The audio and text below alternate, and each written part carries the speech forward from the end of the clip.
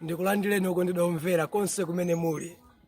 Heneleke Tchale mtumiki wanu. Kanthawi yaka ndimafuna ndikulimbikitseni makamaka za kuipa kwa kulumala. Kulumala ndi matenda amene amadza magawo awiri. Alipo ena amalumala kuchokera m'mimba. Kulumala kwina kumachitika ku dziko kuno chifukwa cha ngozi. Ino ndi mboni mudaonapo ena atalumala atagwa pa galimoto, atagwa pa njinga kapalasa. Kulumala ndifuna ndikupatseni mabuku awiri. Buku la Machitidwe chapter number 3 verse number 1 komanso 2 Samuel chapter 4 verse number 4 pali kulumala kwa mitundu iwiri. Kumachitidwe kuna kuti wopunduka chibadwi achirisidwa chonena Petro nkachisi. Ndikuti m'baleyi anabadwa wolumala kuchokera mimba mwa mayi. Akuti ali wolumala choncho makolo ache amantenga kansiya pa khomo lokongola la kachisi. Ankakhala pamenepo, ankadya pamenepo, chifukwa kuti anthu olowa ntchalichi amampasa kanga chepe. Pamene ku 2 Samuel chapter number 4 verse number 4 pali wolumala mwana wa Jonathan, Mefiboseti, adalumala chifukwa cha mlezi amene adanyamula ponthawisa nkhondo. Akuti adamgwesa mwanayo araba adakhala wolumala. Kulumala mitundu iwiri. Kulumala kuchokera kwa mlezi komanso kulumala kuchokera m'mimba. Lero pa dziko panga pano pali anthu ambiri olumala. Ena mudalumala kuchokera m'mimba wolumala, pamene ena ngolumala kuti ena adagwesa.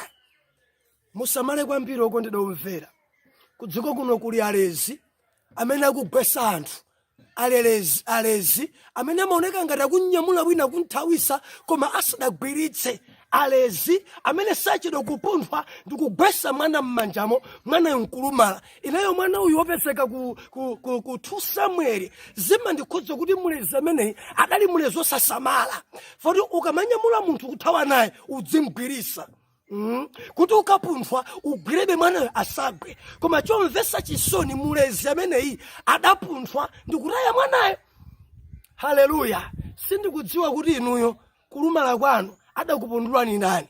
Kodi mpa mimba kapena wina adakupundulani. Pali ambiri mu mpingo lero sadziwa kupemphera kumene koso nkulumala. Kodi kulumala kumeneku wina adakugwesani kapena mudachoka nako mmimba. Alipo ena olokupatsa sadziwa kumene koso nkulumala. Kodi kulumala kumeneku mpa mimba kapena wina adakugwesani. Nthawi zina alezo tiphunzisawa ngati satiphunzisa tili ana ang'ono tikutembenuka mitima kusala kudya kumarivura. Kuti kusilimakaika okondedwa omvera ena nikusala kudya ndi kupemphera ndinu atambwali kwambiri. Vuro sindinu koma alezi amene adakuthandizani. Ena ma spiritual father, ma spiritual advisor sadakuwuzeni kufunikira pakusala kudya nkupemphera. That's why mumakuthawa. Kulumala kupereka kumakuvurani. Munthu kulumalanso kumeneko sindikudziwa.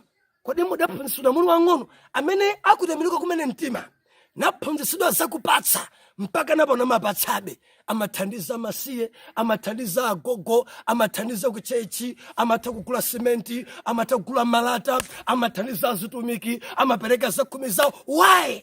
Mulezi wawo adathandiza. Mati ndinene ndi ma spiritual father ndinu alezi lelani molongosoka anawa. Musamagwesei lele anampira kulumala ndi ma spiritual father. Zina zisimu kuphunzisa mukukhalaswa arambwali mukuwapundula anawa mukuwalumaliza. And zotsatira zachi anawa adzayenda peya. Why? Wina wachi adagwesa. Sindikudziwa mwina nkutheka mudalumala mimba mama yanu. Haleluya. Vuro ya kulumala suthamangayi wolumala umakhala pa khombo akachisi. Umangopasidwa. Taonani olumala amene adali kumachitidwe amangokhala pansi kutengera nthawi imene adachirisidwa pamene adamba kulowa ntchalichi nathamanga nagwireka maganyu. Pali ambiri pa dziko langa olumala. Believer, tili ndi Yesu amene amachirisa ndi kuchosa kulumalako. Tili ndi Yesu amene amaongola miyendo yako imene udalumala uli m'mimba kapena wina ngati adakugwesa. Yesu amene akhoza kukukonza.